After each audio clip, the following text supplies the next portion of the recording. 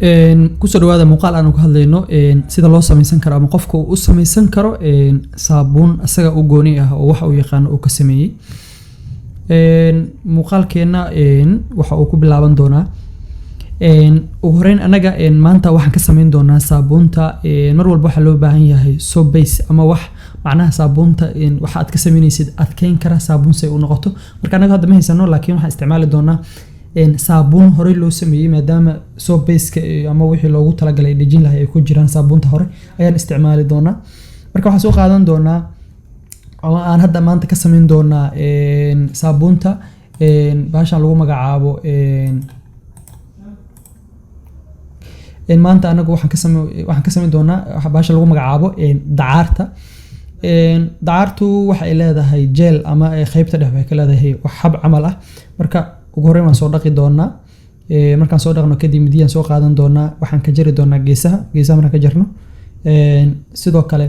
qaybta dhexda ayaan midida ka marin doonaa oo aan ku kala jeexi doonaa si ay laba cad noogu noqoto marka laba cad noo noqoto kadib ayaa waxaan sameyn doonaa in qaybta dhexe jeelka ah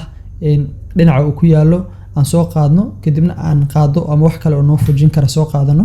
kadibna aan ku xoqno si jeelkaasi aan uga saarno bahashan dacaarta ah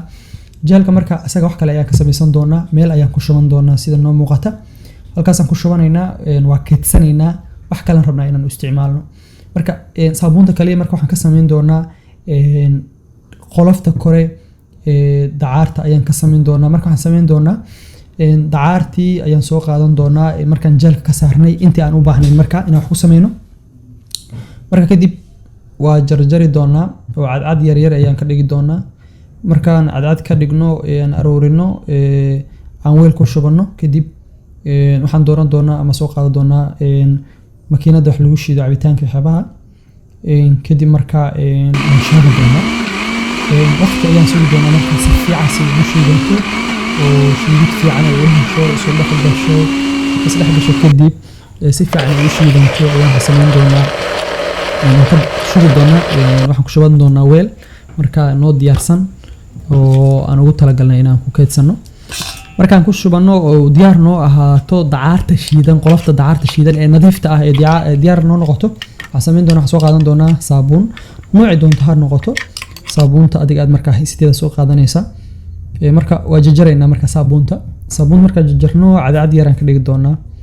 cadcad yar markaan ka dhigno aan dhammaystirno intaan u baahnayn aan helno weelan ku shuban doonaa qaadan doonaa marka waxaan la aadi doonaa dabka digsi ayaan dabka saara doonaa sida noo muuqata saabuunta ku shubi doonaa markaas saabuunta waxaan ka rabnaa marka inay dhalaasho saabuunta maadaama aysan beeskii ama galisiriinkii tooska ahay aysan ahayn waxaan samayn doonaa biyo yar ku shuban doonaa si xoogaa si fiican isu dhex gasho waana qasan doonaa marka biyaan ku shubnay waa qasnay way yara jilcaysaa kadib markay jilcdo sidii loogu talagalay ay noqoto biyo camal ama wax la qasi karo ay noqoto soo qaadan doonaa marka soo qaadano meesheenii hore ee noo taalay dacaartii shiidneed ayaan imaan doonaa kadib soo qaadi doonaa saabuuntii waa isku dari doonaa labadooda waana isku qasi doonaa waxaan ku darsan doonaa markaan isku qasno marka inta aanan isku sii dhex darin waxaan ku darsan doonaa vitamin E oil ma haddii aadan haysanna waa iska dhaafi kartaa kaligood oo isku samaysan kartaa vitamin E wuxuu ka caawinaa xogaa lifetime-ka ama waqti dheer in la sii isticmaali karo saabuuntaas oo kale vitamin marka waa isku qasanaynaa markaan isku qasano oo sidii loogu talagalay noqoto biyo camal isku qasanto waxaan soo qaadan doonaa istanbul ama wixii noo dhejin lahay saabuunta macnaha aad waa biyo meesha ku shubtid sidii ay u taala calaamadu ayay noqon doontaa marka soo qaadan doonaa anaga hadda ma haysano istanbul laakiin waxaan soo qaadan doonaa qolofka saabuunta la gashto marka cilad kale waxaa jirta qolofka saabuunta wuu duleelaa anaga wax kale ma haysano hadda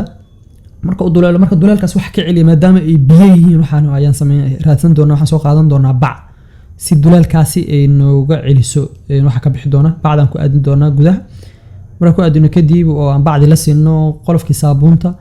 ayaan dareerihii aan isku darnay saabuunta iyo dacaartii la shiiday wixii ayaan ku shuban doonaa saabuunta markaan ku shubno waxa waaye meel ku qabowdo ayaan geyn doonaa waqti ayaan sugi doonaa markaan waqti sugno kadib ama fridge oo kale haddaad haysatid waxa isla markaa ku qaboojiso kale si isugu dhigto kale ayaa sameynaysaa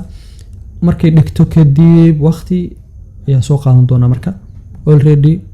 sida muuqaalka nooga muuqata waa noo diyaar saabuuntii aan isticmaalin anaga waxaan ka sameynay saabuun marista caadiga ah dan marka waa dacaar saabuun ah oo noo diyaarsan aad ayuu carfaysaa haddaad urisid waad ku meeran kartaa waxyaabaha inkastoo waxyaabaha hadda aysan aad u sii adkeyn waxa waaye waxyaabaha aysan ka muuqanin dacaartaasi ayaad u isticmaali doontaa ama aad loo isticmaali karaa oo lagu dhaqan karaa marka saabuunta qaabkaas ayaa loo samaysan karaa waxaan noo soo socda marka muuqaalo kale oo naga hadli doono jeelkii aan meesha ku shubanay waxaan ka samayn karno sidoo kale waxaan noo soo socota muuqaal kale oo aan ka samayn doono coconut-ka ama bahalka lagu magacaabo qumbaha saliidda qaabka looga sameeyo dhowr qaab ayaa loo samayn karaa saliiddiisa in la shiido